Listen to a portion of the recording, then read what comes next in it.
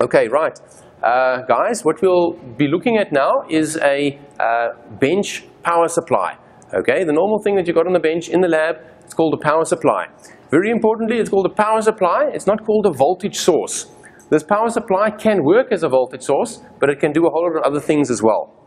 So now, what we can think of is a power supply. It's going to have two terminals. We can define a voltage between those two terminals, and if something is connected to it, we can define a current that's flowing out of that terminal. If we look at a voltage current curve, and we've got voltage on the one axis and we've got current on the other axis, if we have a look at what would an ideal voltage source look like, well, it would be a line over here, a vertical line, saying that it doesn't matter what the current is, the voltage is always constant. If we had an ideal current source, we'd have a horizontal line which says it doesn't matter what the voltage is, the current is always remaining absolutely constant. Now, what we're going to see on our bench supply, our bench supply can work in this area as well as in this area. So our bench supply can act as a constant voltage source, and this is normally how you would use it, but it can also act as a constant current source, and that's in this region over here. Of course, here's our origin. Now, what we're going to see when we look at the bench supply in a minute, we're going to set it at some value of voltage, and it's going to act as a voltage source, right? As we start loading this voltage source, the current is going to increase, and we're going to run up along this line. We're going to run up along this line until we come to some maximum current that we're allowed to set. It's the current setting on the power supply. As we hit that constant current, what's going to happen, and we try and exceed it by changing the impedance, changing the resistance on this load side, we make it smaller. More current wants to flow, but it can't because it's hit this limit. What's going to happen now is we're going to move along this horizontal line, and our constant voltage source has turned into a constant current source. And we're going to keep on with that activity all the way until our impedance or our resistance on this side, the load, becomes zero. And at this point over here, I'm going to have a certain current and I'm going to have no voltage.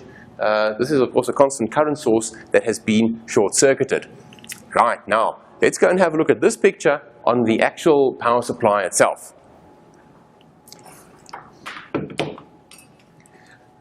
Right, so now we have our real power supply. Here it is. Important to note in this power supply, it's got two channels. These two channels are identical.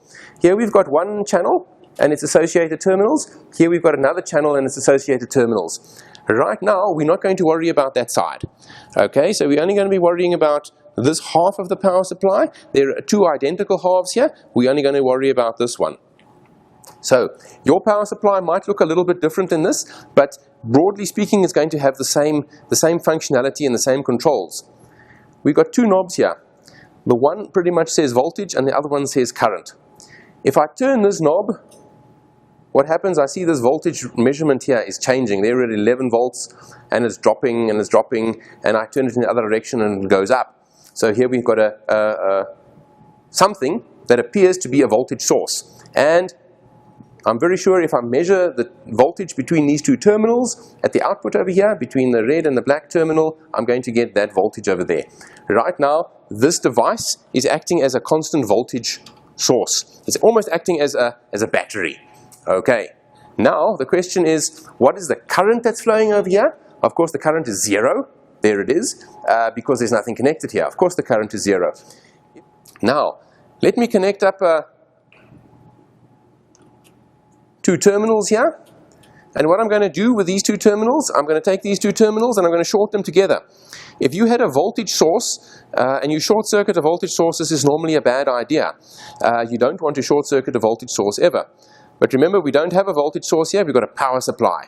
And as I short circuit this voltage source, it's going to, the voltage of course collapses to zero immediately because I've got a short-circuited connection across the terminals, so the voltage has to be zero.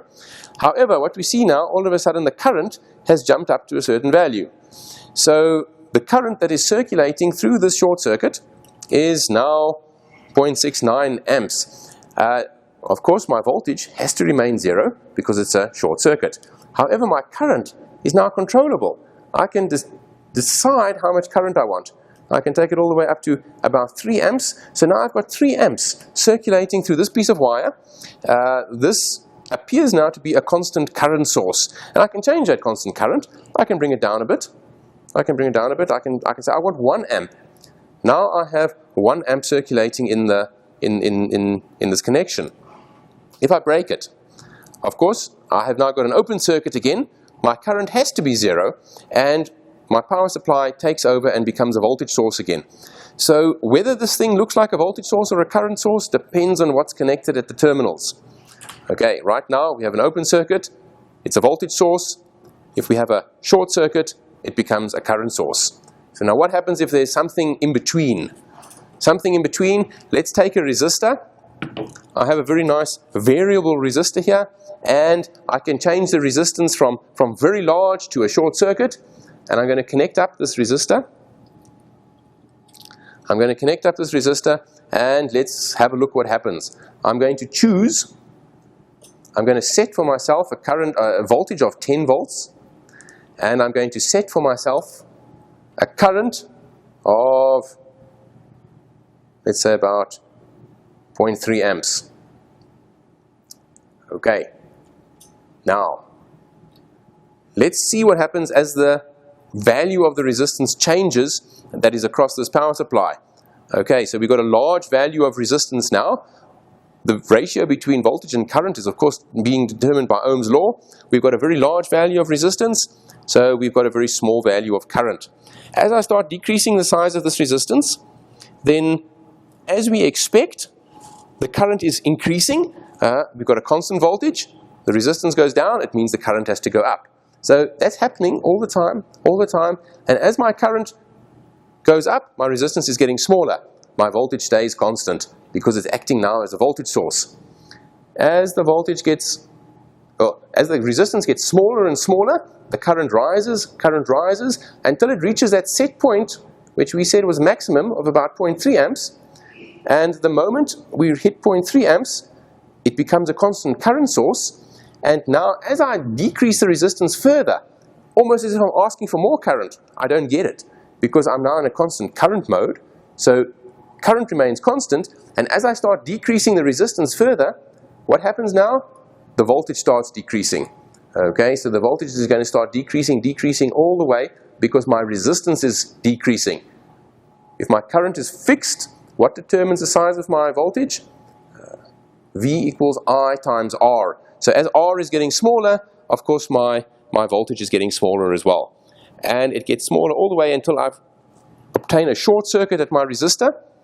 Of course, I've still got 0.3 amps here. It's still circulating through a short circuit. It still looks like a constant current source. What I've got is I've changed from a constant voltage source to a constant current source based on what the external circuit was doing. So as I increase the value of this resistance again, the voltage will rise until I reach my maximum voltage, which was 10 volts. And as I increase the size of the resistor again, the current starts dropping, and it drops rapidly as the resistor gets larger again. Okay, so there's the power supply. It can be a constant voltage source, it can be a constant current source, and it switches automatically between those two depending on how you have set it up. So normally, if you want to set this thing up as a constant voltage source, what would you do to the current? You'd set the current at maximum so that you could get absolutely maximum current no matter what your external circuit was doing. That means your voltage would remain constant. If you wanted to set this as a constant current source, then what would you do to the voltage? You'd set the voltage at maximum. That way you'd always be able to get the current that you want without running into a voltage limitation. Okay, so next time you're working with a power supply, remember it's not a voltage source, it's a power supply, and it supplies power, and it can do that either under the conditions of constant voltage or constant current. Never forget that.